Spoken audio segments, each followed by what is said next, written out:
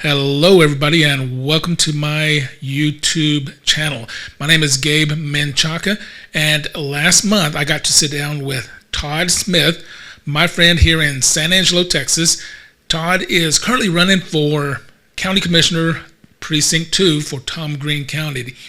When we spoke last month, we talked about his race, the things that are important to him, why he wants to be your county commissioner, and things that are important to you in Tom Green County and San Angelo, Texas. So please welcome Mr. Todd Smith.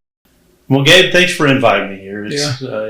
Your home and your office setup is really cool here. I'll have to help you come up with a name for this podcast. Yeah. I decided about 6 years ago that county commissioner was something that I wanted to do. Mm-hmm. I had sat in on a few county commissioner meetings and Let me keep talking. Keep talking like you're looking at me.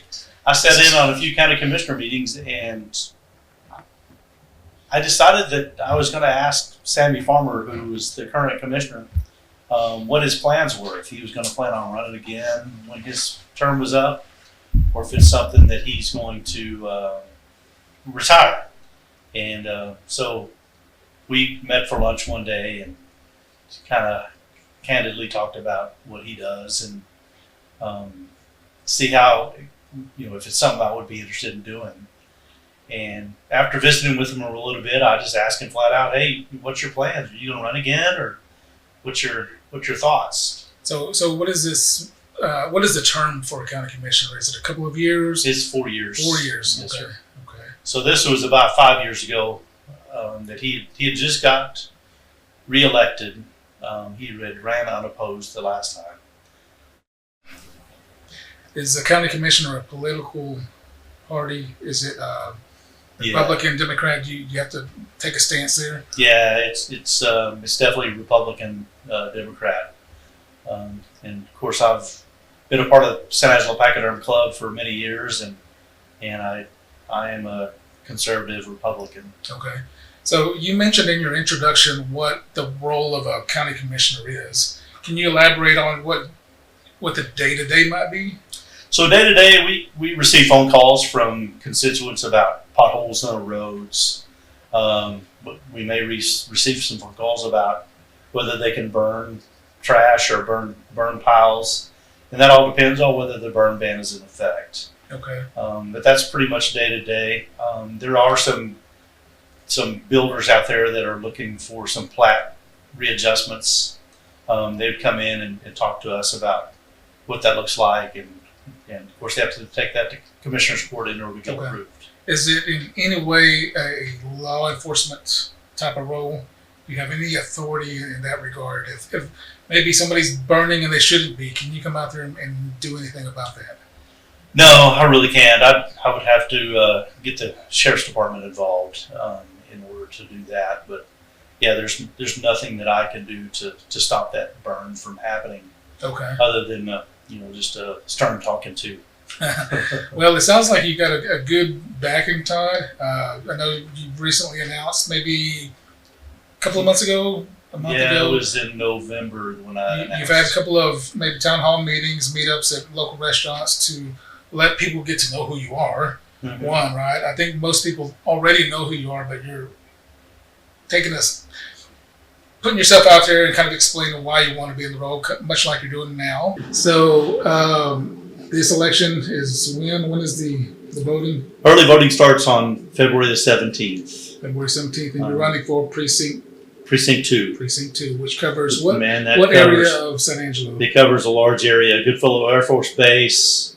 The dividing line is Paint Rock Road and 388. Then it runs out to Wall, over to almost to Cristobal Road, a little bit of Ratliff Road, up to Lake Nasworthy, Butler Farms, Bentwood, Country Club, Southland. Okay. And is county commissioner typically when you run and you have somebody you're competing against or you're running against, does it get heated at all, or is it typically a fair, friendly?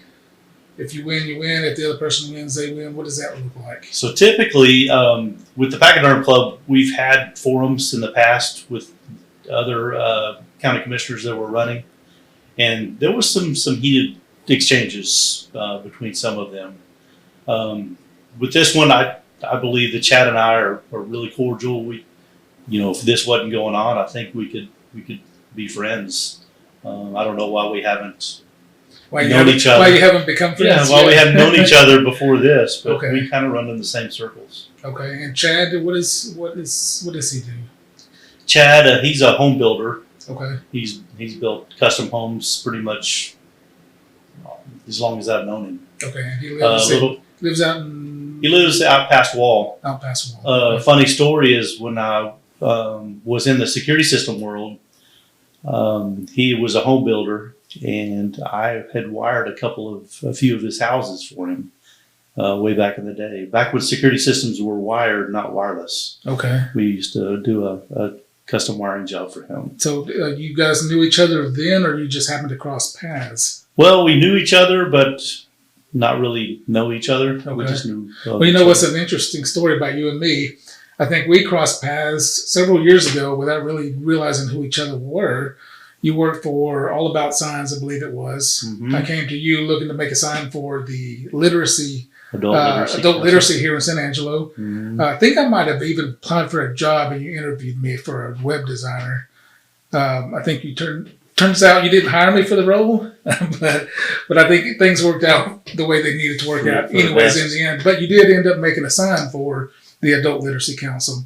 Then I barely knew who you were. I knew you were the guy with All About Signs. You made the signs. And then years later, we kind of ran back into each other at a CVTA, Concho Valley Technology Alliance. I don't think it had a name then, or at least not that name. Mm-hmm. You and I believe Janice Teeter put together this group, said, hey, let's have a meetup technology. And I know we're kind of stepping away from the conversation of county commissioner, but that's how you and I met. Yes.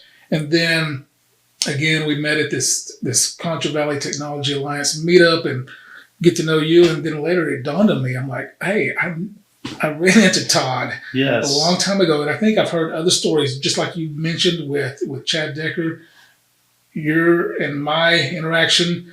But I think I've heard other people say similar things. They've known you, but then they really didn't know you, but it comes back around full circle. Sure. And here we are today. You know a lot of people. And not just from my observation, but I hear a lot of other people say, Todd Smith knows a lot of people. And so he seems to be, I have said, he seems to be a connector here in San Angelo, not for his own benefit, but for the benefit of the community. It's my personal observation, Todd. It's funny you say that because I feel like I'm a king of I know a guy. Okay. I wish I could turn that into money somehow or another, but I haven't been able to make that monetary yet. But yeah, I do. People call me all the time and ask me, "Hey, do you know a guy that does tile?" Well, yeah, I do. I know a guy that does tile. Okay. And back to your All About Signs story, I had decided that I needed a break from technology and I needed a break from sales. Mm. So I had a buddy who owned a sign company. I went and installed signs, outdoor signs, for about 2 years. And then I got an offer back into the technology world, selling fiber optic internet for Conterra Networks, right? Which got me back into this world. Okay. And that was the kind of the jump start that I needed. My boss at the time said, we need to start a group of technology folks in San Angelo and make a group that we can all... Your boss with Conterra. My boss with Conterra. Okay. Yeah, he tasked me with, hey, let's put together a group of technology people in San Angelo and let's create this technology group. Okay. I don't think I've heard that part of the origin story. I've heard different pieces and how and the meaning or why it came together the way it did. That piece I may not have known or heard before, but continue. That's That's really the first time I've shared that with anybody. But shortly after, Howard College had a little meetup. They invited a bunch of people together, had plumbers, electricians, different trades out at Howard College. And me and Jan Teeter were kind of the outcast of, where do y'all belong? Well, we sat at the table with, I can't remember the lady's name, But we sat at a table with her, and we decided that we had sat in a group at Time Clock Plus a while back. It was called a meetup app, and I remember that. Yeah. And we had a meetup at Time Clock Plus. Jeremy Fullman was the originator of that. Mm-hmm. Got to give him a little shout out. What's up, there Jeremy? you go. But I guess he could be the original originator of the CTA. I do remember that, and I think we've had this conversation before. Yes. At the time, I was working for Shannon Hospital, but I had worked for Time Clock Plus, and maybe we ran into each other then, you and I. But there was a meetup that Jeremy pulled together through the meetup app on the internet. Mm-hmm. I was invited at some point, came, and there was a speaker that worked for Jeremy, I believe. Came after typical working hours for Time Clock Plus, Mm-hmm. and they had I think that was the first event. And I don't know that there was a formal name for it then. Mm-hmm. But I think that might have fizzled for a little bit, right? Yeah, it fizzled. That meetup app, Yeah. I think, got hacked or something, and we ended up not meeting anymore. So it kind of fizzled. Okay. But that's what Jan and I talked about in that meeting at Howard was, wouldn't it be cool to get that group back together and start talking technology? Yeah. The next time I came back around to it, it was a meetup hosted downtown. Do you recall that event? What was the name of that place? It was at the San Angelo Studios. San Angelo Studios, yes. And Mm-hmm. I think you brought in a pretty good crowd that evening. Some business owners, Howard College, yourself, Jan. I don't remember all the names, but I was there. And I think that was maybe the first time it was more of a formal event. I don't think it had the name CBTA or Concho Valley Technology. You might have been tossing around San Angelo Technology Alliance at the time. Mm-hmm. Everybody spoke. I think we talked about education in college versus certifications, things like that, and what the group could become. And it really did take off. From that day, I believe, it took off and just went places. Well, we went and had a visit with Michael Looney of the Chamber of Commerce. Mm-hmm. And Michael had his own vision of the Tech Alliance. So we kind of took our hands and we put them together and made a really good sandwich with Mm-hmm. what Michael had envisioned and what we had envisioned, which turned out to be the Concho Valley Tech Alliance. We're in the process today of becoming a nonprofit. The paperwork is still pending as far as being truly nonprofit, but we hope to have that soon. Yeah, I think you're set up right now with Texas, right? The official nonprofit status, but not the 501c3 status with That's correct. With the federal government. Is that correct? That's correct. Okay. Yes. And so now there's a board of directors, several members from the community. So several really good, solid people here in the community. And from my experience, they all love it. They support the CBTA, what its purpose is, and the community. The original reason for the CBTA, right, is to kind of bring technology people around. And from my experience, being involved with the CBTA early on and up until more recently, what I've seen and what I've enjoyed was that it brings people together here in the community. Mm-hmm. People that may not have really known each other existed. Maybe there was never an opportunity for this coming together.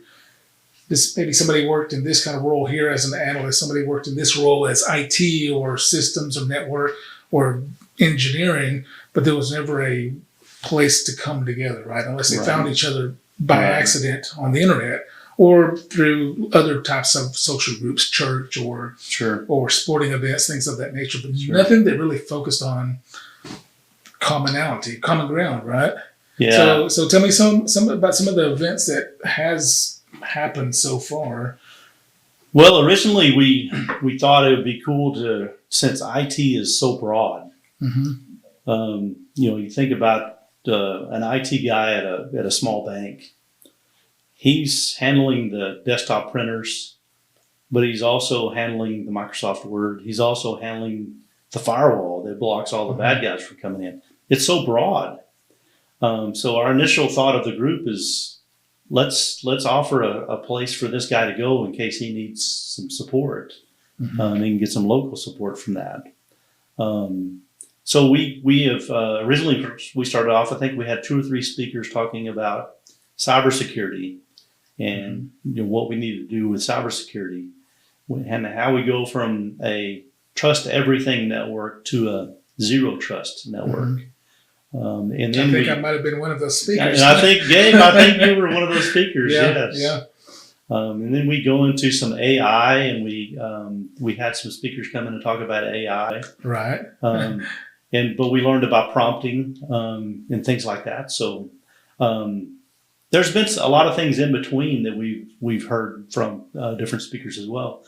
I believe the Cyber Viking came in from Medina Valley, and he's teaching high school kids or maybe even younger kids on how to detect the threats. Okay. And so this is high school kids. So it sounds like a lot of people in the community is the CBTA doing it alone, or you guys kind of collaborating with other organizations within the community, the schools, the powers, the ASUs? Tell me about those type of. That's a great question, because ASU does have a cyber roundup every year. They have a cyber roundup for elementary kids, and then they have a cyber roundup that is for the businesses in town, and they bring in quite a few speakers. And they ask us to join them and help them out. ASU is great. Howard College has been great about partnering with us, letting us use some space at their place, and they ask us what is it that they need to teach in order for somebody to go in there and come out and be job ready. So we're kind of helping them out as well. Okay. Yeah. So what's on the horizon for CBTA? I believe so.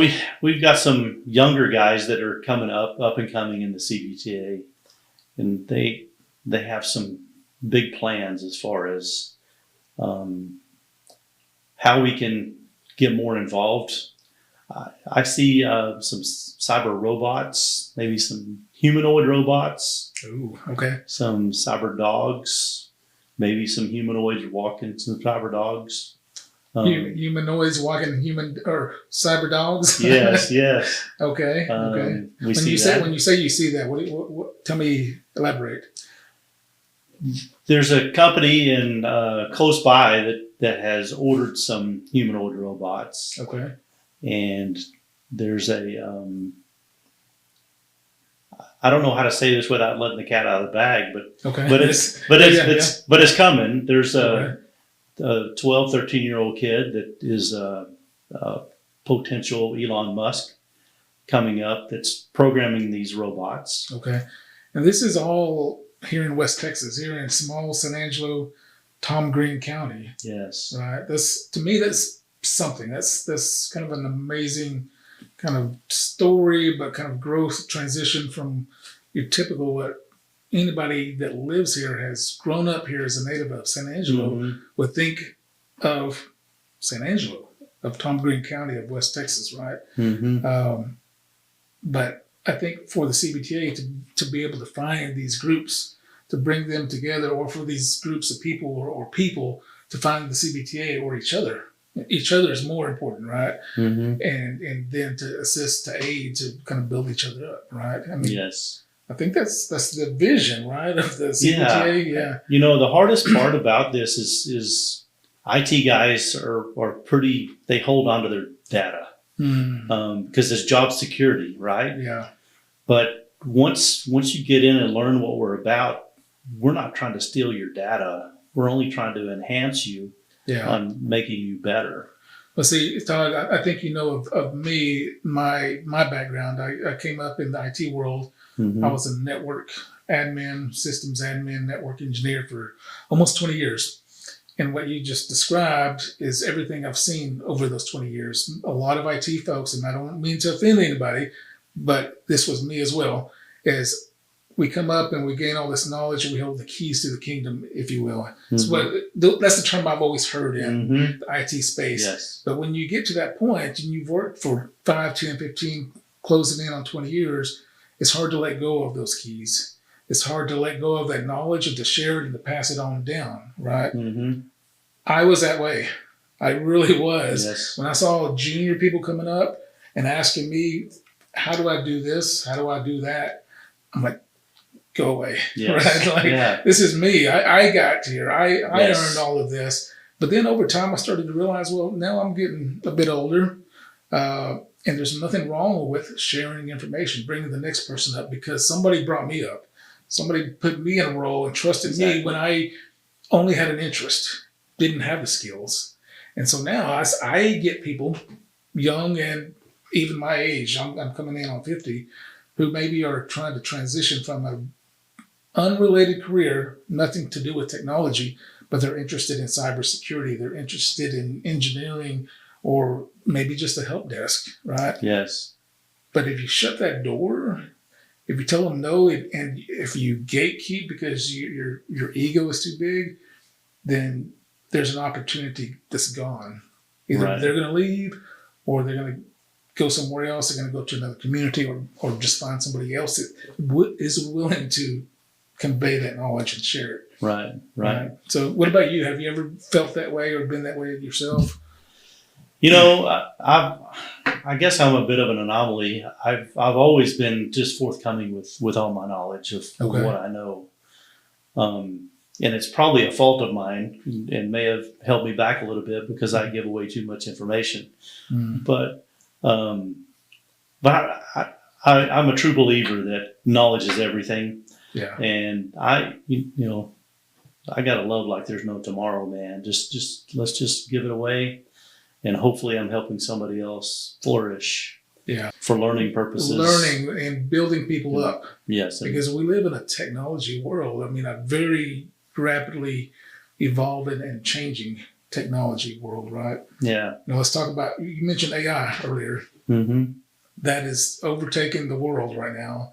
And we're talking about AI. We talked about robots. I think they're getting some AI in the robots. Mm-hmm. I think there's a lot of conversations about data centers and AI. Oh, you're talking about the elephant in the room, huh? The big elephant in the room, right? So I'm going to ask you a couple of questions that I want your perspective from both a member of this CBTA, this Contra Valley Technology Alliance.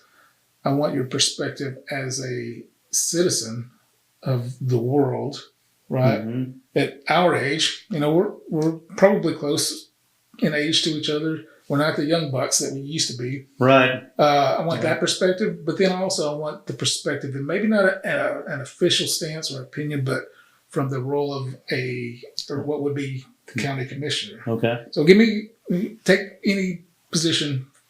Well, first. I'll start with the county commissioner role. Yeah. The tax revenue that this data center could produce could be super for our community. As far as helping lower our property taxes for you and I as an individual is grand because of how much tax revenue they're going to generate. Mm-hmm. So no wonder the city and the county is just salivating over this data center because it's going to be grand for all of us. It's going to do really good for the community. Yeah. So let me say one thing before you continue, though. I think there's a couple of topics at hand here. One is AI, and the other one is data centers. I think that two can be commingled, but not necessarily. And I think in the conversation about San Angelo and the proposed data center that the city is kind of throwing out there and trying to build up and trying to bring here, it's not an AI data center. It's not an AI data correct? center. That's Okay. correct. Okay. Now they're calling them hyperscalers, which hyperscaler is Microsoft, like Azure, and then you got Facebook, and Google. those big large companies that are storing. They're looking at redundancy as well, and I was actually doing some research on this today because I was asked, why San Angelo? Why is Skybox looking at San Angelo? Well, Skybox is looking at San Angelo because what a great redundant place for data. We don't have any hurricanes that hit San Angelo. We don't have tornadoes. There's nothing major that hits here. Maybe a snowmageddon here and there. But other than that, what a great place to have this data center. Yeah. So we're talking about Skybox alone, right? There's no other potential at the moment, to your knowledge, other companies coming to town. If you know and you can't say, then we'll cut that part out, right? But that's the elephant in the room right now. It's not only the data center, but the specific company, Skybox, that is looking to purchase and develop on 350 acres of city-owned property. City-owned property. Correct? Yes, sir. That's out northeast of town, right off of 67. It's close to Harriet. Harriet and City Farm Road. City Farm Road. Correct. It's not off of City Farm Road, but it's super close. It's pretty close, right? Yes. And so I know there's been a lot of controversy, if you will. There's been a lot of community input, right? And I think there's a lot of vocal individuals, maybe groups of individuals who are opposed to this development.